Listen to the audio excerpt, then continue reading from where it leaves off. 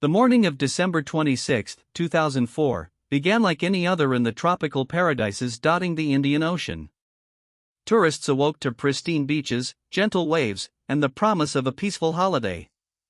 Local communities were already bustling, fishing boats heading out, markets coming alive. Beneath this tranquil surface, however, an unimaginable force was gathering, a tectonic tremor that would soon unleash one of history's most devastating natural disasters. No one could foresee the impending horror that was about to shatter their world, turning idyllic scenes into a landscape of chaos and sorrow. At precisely 7:58 a.m. local time, off the west coast of Sumatra, Indonesia, the earth began to groan. What followed was a colossal earthquake, one of the most powerful ever recorded. Deep beneath the ocean floor, the Indian plate was violently subducting beneath the Burma plate, a process that had been building for centuries. This sudden, massive displacement of the seabed initiated a chain reaction, generating an immense surge of water. It was a geological event of staggering proportions, the prelude to an unprecedented catastrophe that would span thousands of miles. The initial seismic readings were astounding.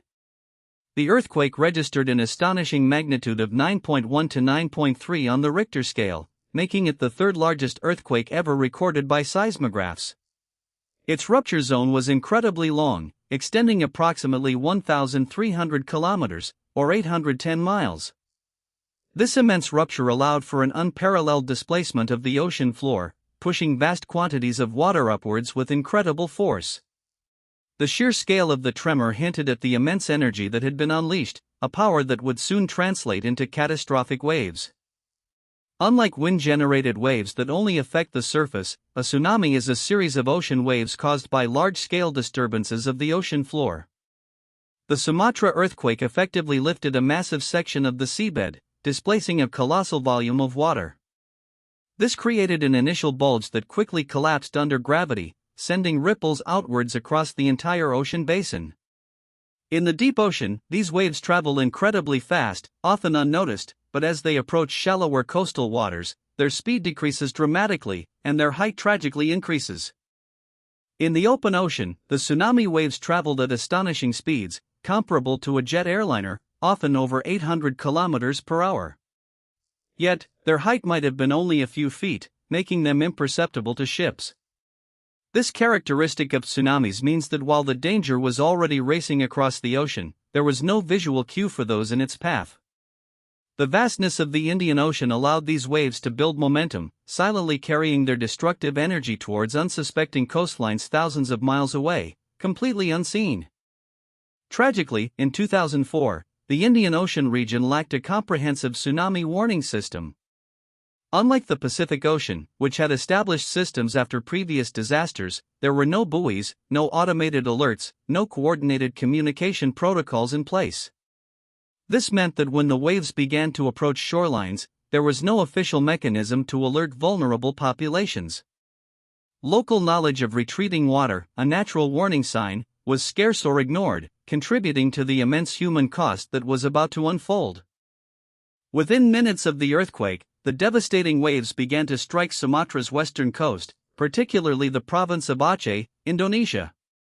The closest landmass to the epicenter, Aceh bore the brunt of the initial, most powerful surge. Waves as high as 30 meters, or 100 feet, slammed into coastal towns, obliterating everything in their path. Buildings were reduced to rubble, entire communities were swept away, and the landscape was irrevocably altered. The sheer force was unimaginable, leaving behind a scene of utter devastation and unimaginable loss. The images that emerged from Aceh were truly horrific. Fishing boats were found miles inland, houses were stripped down to foundations, and entire families were lost in an instant. The water receded as quickly as it arrived, only to be followed by subsequent, equally powerful waves, dragging debris, vehicles, and bodies back out to sea. This relentless cycle amplified the destruction, turning vibrant communities into desolate wastelands. The initial hours of the disaster painted a grim picture of widespread devastation, setting a somber tone for the unfolding global tragedy. As the hours passed, the waves continued their merciless journey. Approximately 2 hours after the earthquake, the tsunami reached the popular tourist destination of Thailand. Resorts in Phuket, Khao Lak, and Phi Phi Islands, bustling with holidaymakers, were caught completely by surprise. The waves, though diminished in height from Aceh, were still immense and powerful, sweeping across beaches and into hotels. Many tourists, initially curious about the receding water, were tragically swept away, unaware of the impending danger. The beautiful shores became a scene of terror. Further west, Sri Lanka faced its own catastrophic impact. Around 2 to 3 hours after the earthquake, the eastern and southern coasts were ravaged. The famous Queen of the Sea train, carrying over 1,700 passengers, was derailed and destroyed by the waves near Paralia, resulting in the largest single rail disaster in history. Coastal cities like Gal and Madura suffered immense damage, with entire fishing villages wiped out. The sheer scale of destruction left the island nation reeling, its infrastructure and communities shattered by the overwhelming force of nature. India's eastern coastline, particularly the states of Tamil Nadu and Andhra Pradesh, was also severely impacted.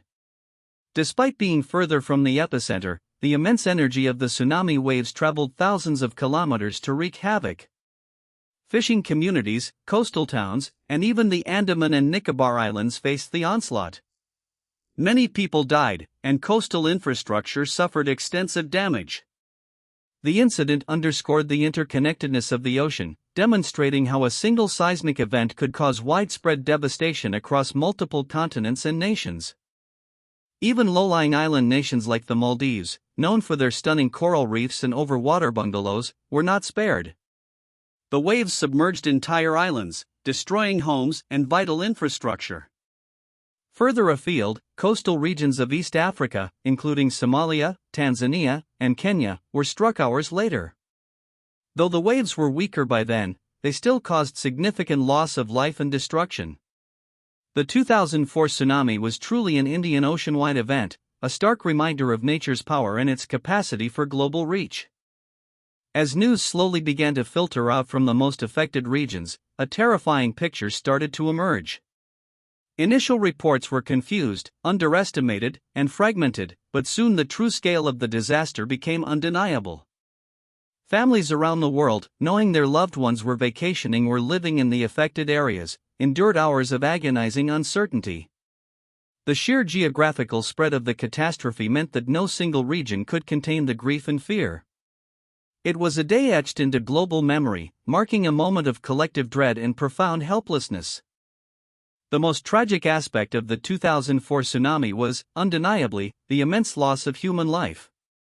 The disaster claimed approximately 230,000 lives across 14 countries, making it one of the deadliest natural disasters in recorded history. Indonesia, particularly Aceh, suffered the highest casualties, with estimates reaching over 167,000 deaths. The victims included local residents, fishermen, families, and thousands of international tourists, highlighting the indiscriminate nature of the disaster. Each number represented a person, a life abruptly ended, and a family forever shattered by the waves. Beyond the immediate fatalities, over 1.7 million people were displaced from their homes, their entire livelihoods destroyed. Fishing boats, farms, shops, and essential infrastructure vanished, leaving survivors with nothing. The trauma of witnessing such destruction, losing loved ones, and fleeing for their lives left deep psychological scars. Millions faced not only the grief of loss but also the daunting challenge of rebuilding their lives from scratch, often with little to no resources. The long-term human impact extended far beyond the initial days of the disaster. In the immediate aftermath, as the true scale of the catastrophe became apparent, the world responded with an unprecedented outpouring of aid and solidarity. Governments, international organizations, and millions of individuals rallied to help. Humanitarian agencies launched massive relief operations, deploying emergency medical teams, food, water, and shelter to the affected regions. It was a moment where geographical boundaries seemed to blur, replaced by a collective determination to alleviate suffering and support recovery efforts.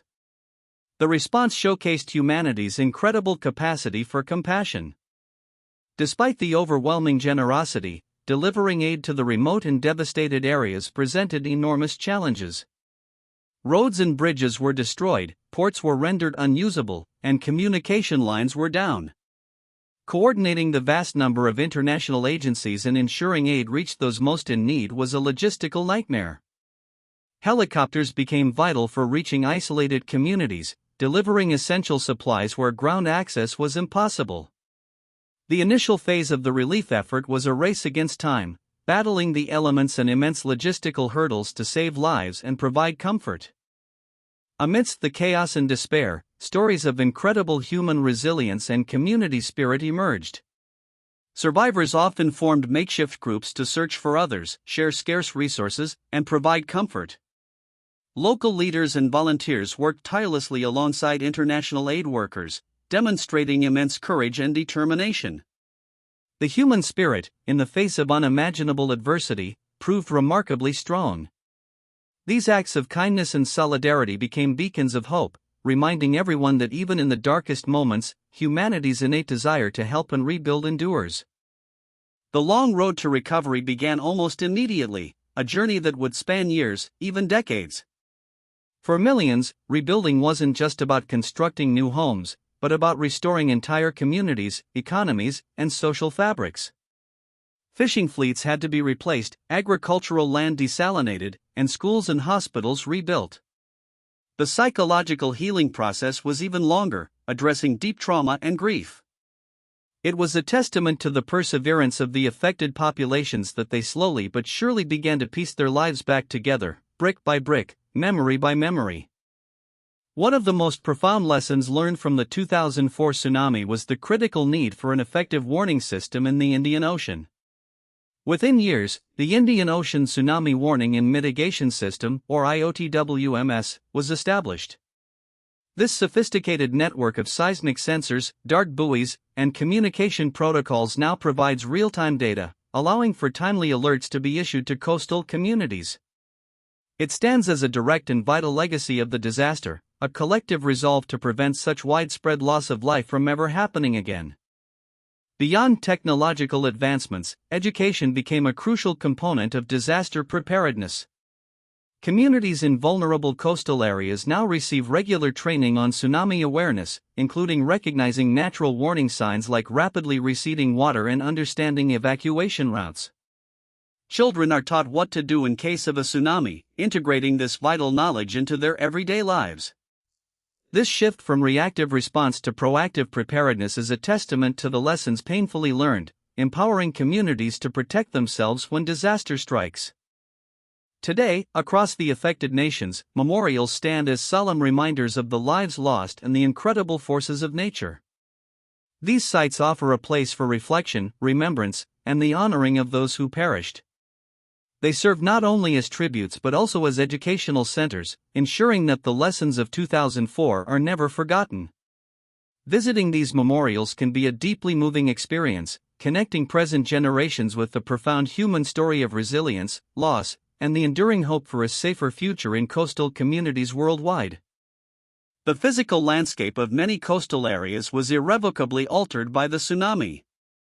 Coastlines were reshaped, islands submerged, and ecosystems damaged. Mangrove forests, coral reefs, and other natural barriers often absorbed some of the wave's energy, and their importance in coastal protection gained renewed recognition. Efforts to restore these vital natural defenses became part of the long-term recovery, acknowledging that ecological health is intrinsically linked to community safety. The disaster prompted a deeper understanding of the delicate balance between humanity and the natural world. While physical wounds healed and buildings were reconstructed, the psychological scars of the 2004 tsunami ran deep. Many survivors, especially children, experienced post-traumatic stress disorder, anxiety, and depression. The loss of entire families, homes, and a sense of security left an indelible mark.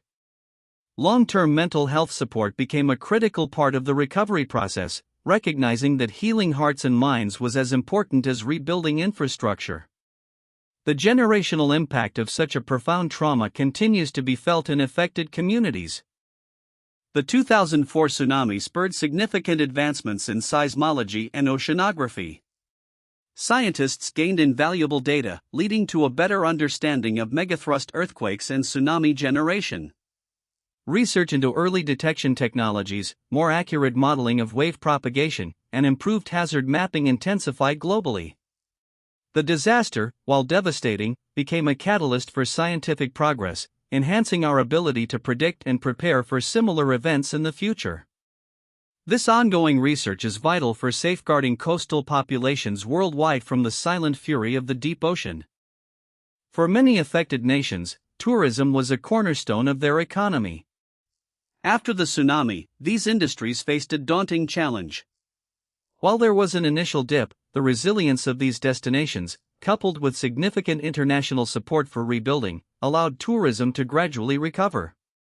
Resorts were rebuilt, infrastructure improved, and the natural beauty remained. This recovery was crucial for providing livelihoods and restoring economic stability to countless families who depended on the industry. It symbolized a triumph of hope and determination over despair. The 2004 tsunami became a defining moment for international cooperation. The sheer scale of the disaster necessitated a coordinated global response that transcended political differences.